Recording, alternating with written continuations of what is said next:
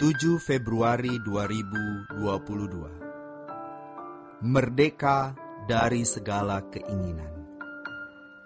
Seharusnya setiap kita memiliki perasaan krisis.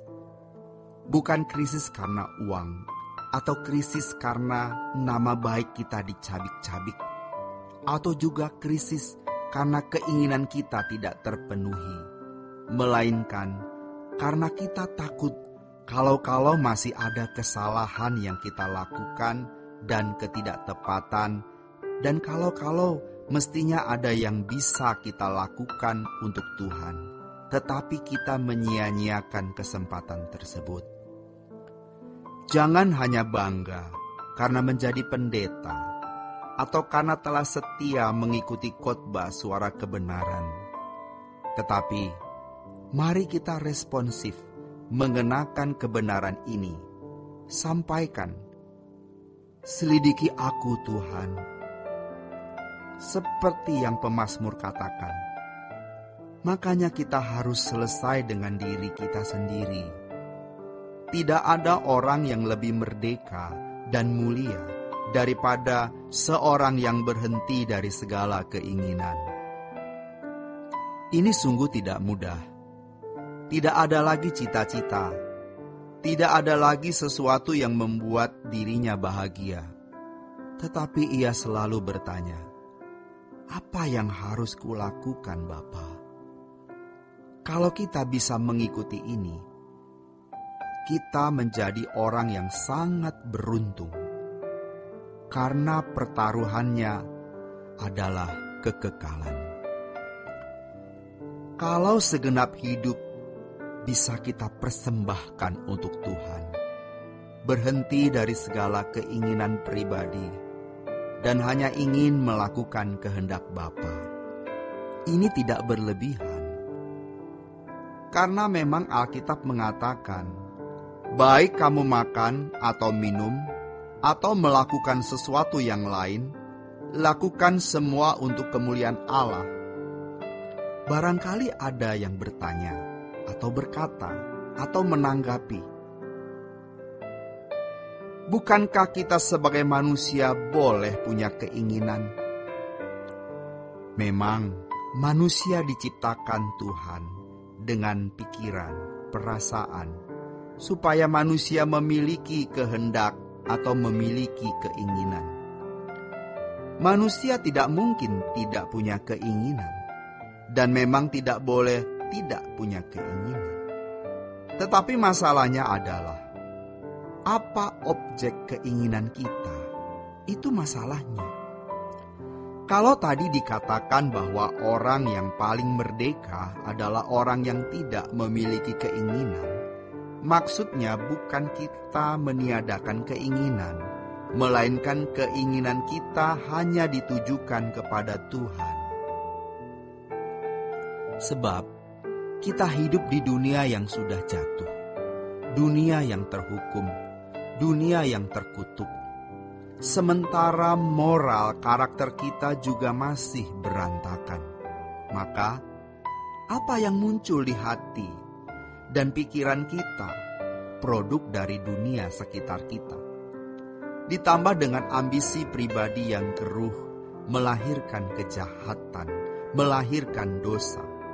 Kalaupun itu kelihatannya tidak melanggar hukum, namun tidak membuat kita melekat dengan Allah. Kita akan selalu punya keinginan sampai selama-lamanya. Di surga, keinginan atau kehendak individu itu masih ada, dan kehendak individu itu selalu bebas. Allah memberi kedaulatan manusia dalam kedaulatan yang terbatas, dan di dalam kedaulatannya itu manusia memiliki keinginan. Jadi kalau kita memiliki keinginan yang ditujukan kepada objek tertentu, bukan Tuhan dan kerajaannya, pasti kita lepas dari hadirat Allah, jatuh, terbelenggu atau terikat. Logikanya, kita hidup tidak lebih dari 70 sampai 80 tahun. Setelah itu, kita akan memasuki dunia di mana tidak ada dosa, dunia di mana tidak ada kejahatan, dunia di mana tidak ada kuasa kegelapan.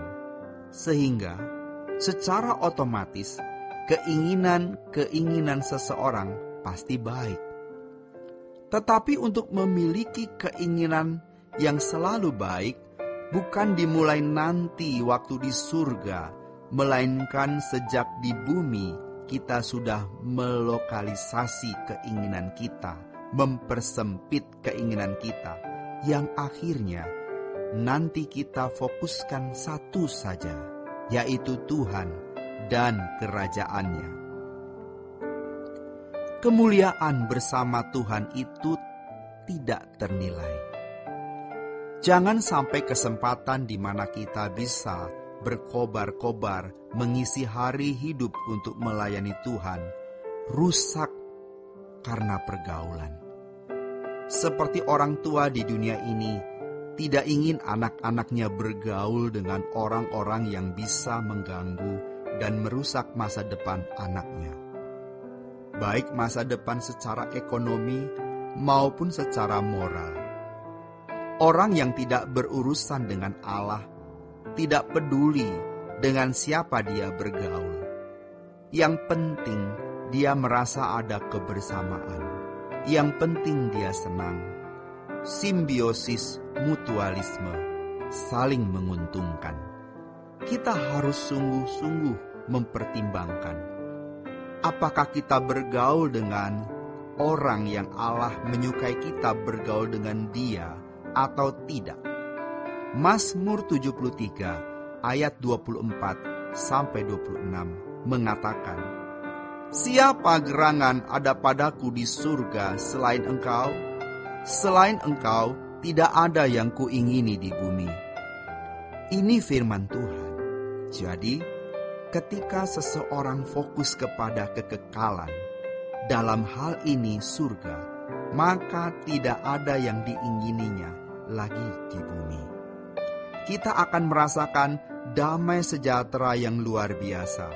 Kita bisa merasakan bahagia yang sesungguhnya. Kita bisa menikmati hadirat Tuhan lebih dari waktu-waktu yang telah kita lalui. Hanya syaratnya, jangan ingini apapun selain Tuhan dan kerajaannya. Demikian renungan hari ini. Tuhan Yesus memberkati. Sola Gracia.